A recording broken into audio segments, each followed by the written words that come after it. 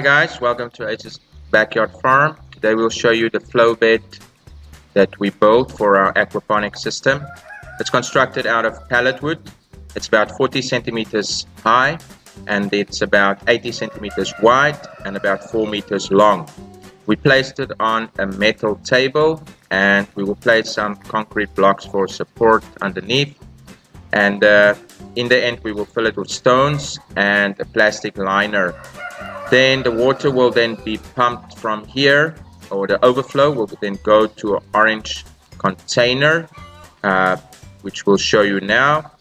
Here we will have some small cichlids inside and the pump. So this is the basic thing still, and yeah, keep on watching and you'll see how we constructed our own aquaponic system.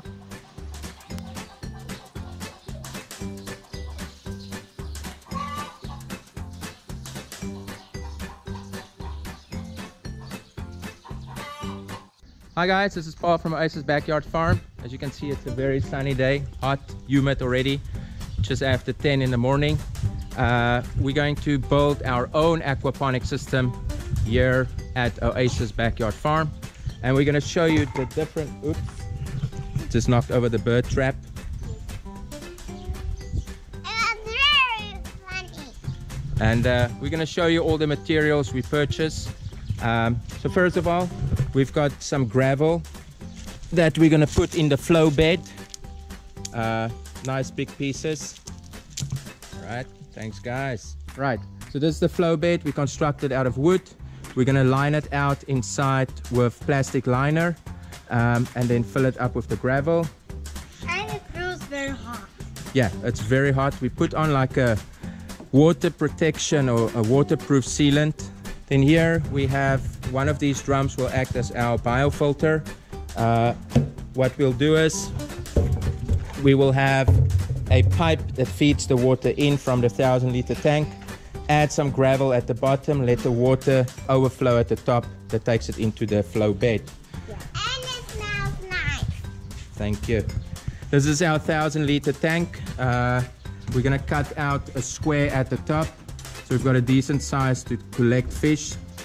And then from here, we're going to have a hole here for our overflow that will then go into the biofilter, which will be on these two building blocks, overflow into the flow bed. And then from that corner, it will go back to the orange container there. Here is our orange container. In here we have one tilapia. We're going to change it. The pump will go in here within a housing, also to collect some waste. Then I'm going to do things differently. I'm going to put pots between the gravel. Provided some lava rock, some coconut hair and some compost so they have nutrition to grow with. So I'm going to add some pots in between the gravel. This is the black plastic liner that we're going to put inside the box we built. These are attachments for inside a drum and outside, so it's waterproof. These are also adapters we bought, all 50mm 2-inch, and then some pipe. There we have some green net that we're going to cover the pump with, and for the biofilter we will be making use of a grinder to cut the containers and to cut the pipe. Right, so here we go. See you guys later. Bye bye.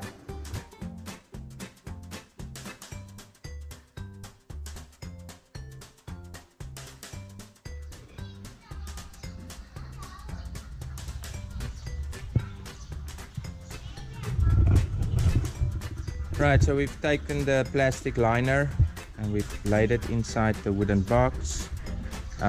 Next we will fill it up with the gravel, and then we will, for support and to avoid that it's slipping back inwards, we will nail strips of wood across the top to keep it in place.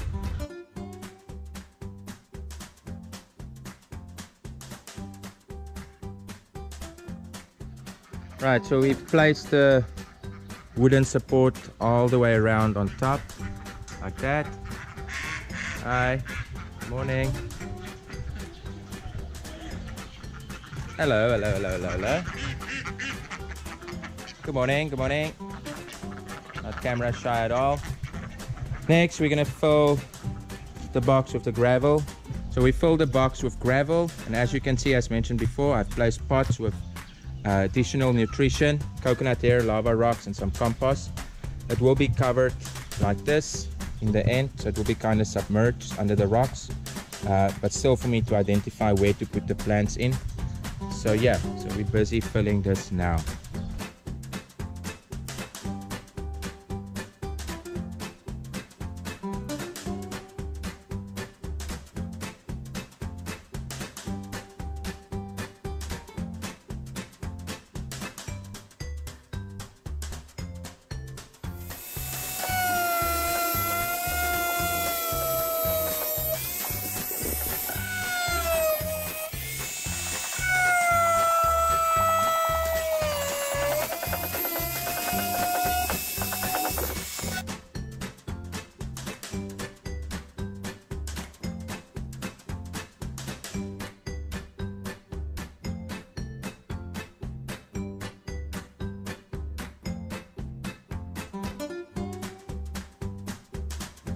Right, next we're going to use the drill and a circular bit like this. Then we're going to drill a hole here, so we have the pipe coming out into the biofilter, from the biofilter into the flood bed. So we're going to use a circular bit like this. How to put it on? You need to, right, so you first insert this part into the drill. This bolt loosens, okay.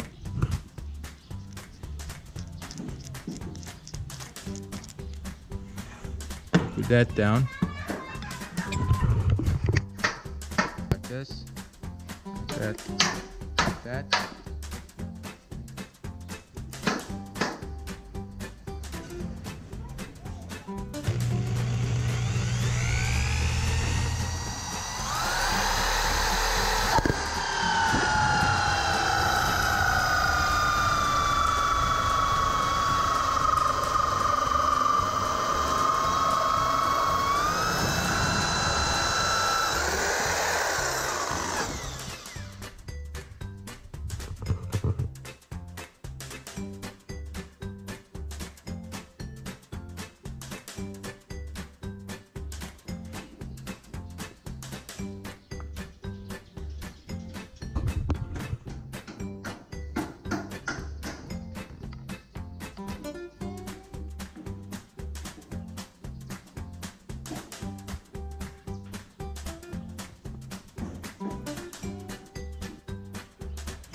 So as we're gonna have fish inside the IBC 1,000-liter tank, this fitting will go on the inside to catch the overflow, and to prevent any small fish to go down the pipe.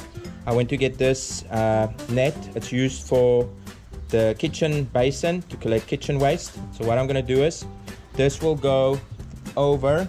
As you can see, I've made holes through the net. It goes right through the pipe.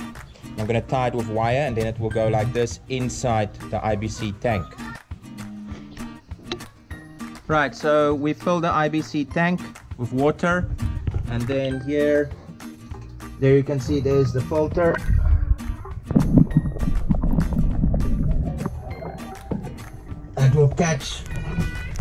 That will then catch the overflow. Right. And I kept the lid just to protect the fish. The overflow has collected some water in the biofilter. We're gonna fill this up now with rocks, and in the end I'm gonna add some shrimp in here. As you can see, we filled the whole flow bed with rocks. Next, we need to drill a circular hole around about here or here that will collect the overflow. The overflow then will go into a pipe into another tank.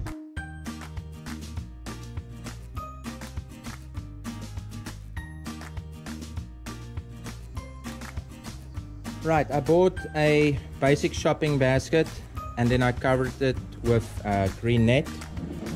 So it will be like this, upside down, over the pump, like that. Okay, so then none of the cichlids will then get sucked up. Plus, this will help act like a little bit of a filter as well to prolong the lifespan of the pump.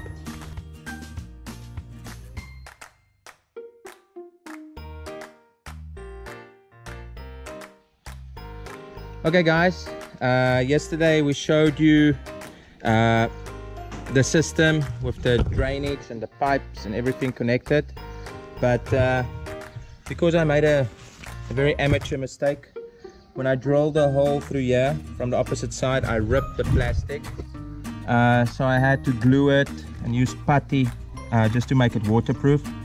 So I've decided to use that as my overflow. So in case it rains a lot, then this will be my overflow for the flow bed. I re-drilled a new hole a bit lower, so it's kind of covered under the rocks. My filter is connected. Then I'm going to put this housing over this like that, and on the inside I'm going to fill it with black net to prevent any stones from going in. And then we need to fill the bed to see how it goes. I've placed the pump inside the basket with the net. It's inside already. This pipe, I cut a small channel here to make the flow more easier, and then the pipe will then go from here into the IBC that's been connected, filled with water. Overflow will go into the biofilter.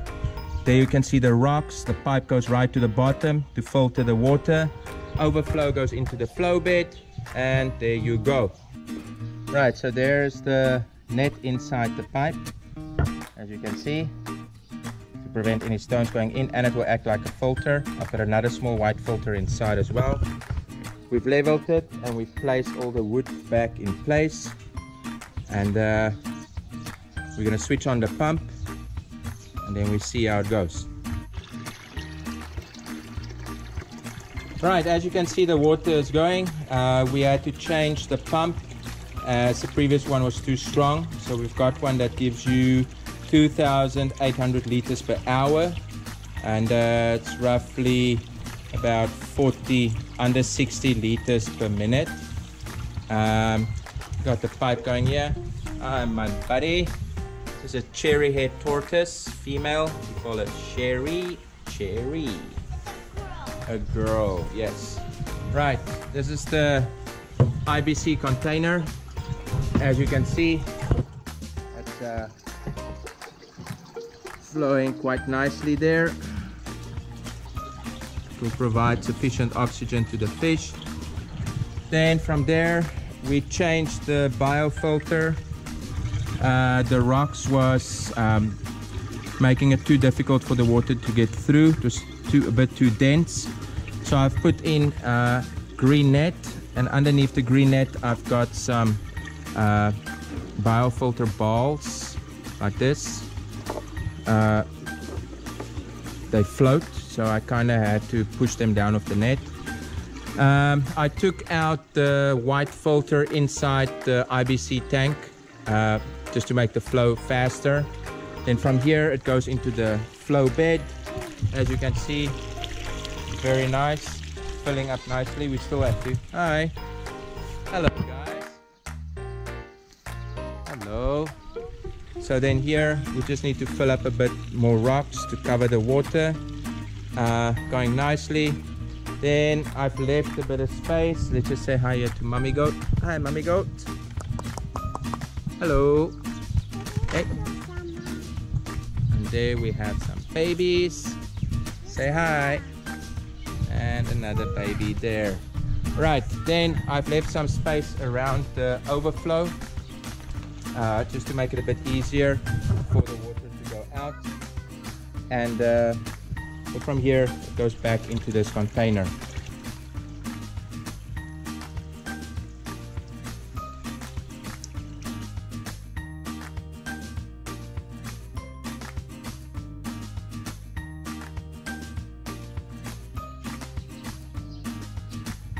So it's been 1 month since we've built the aquaponic system.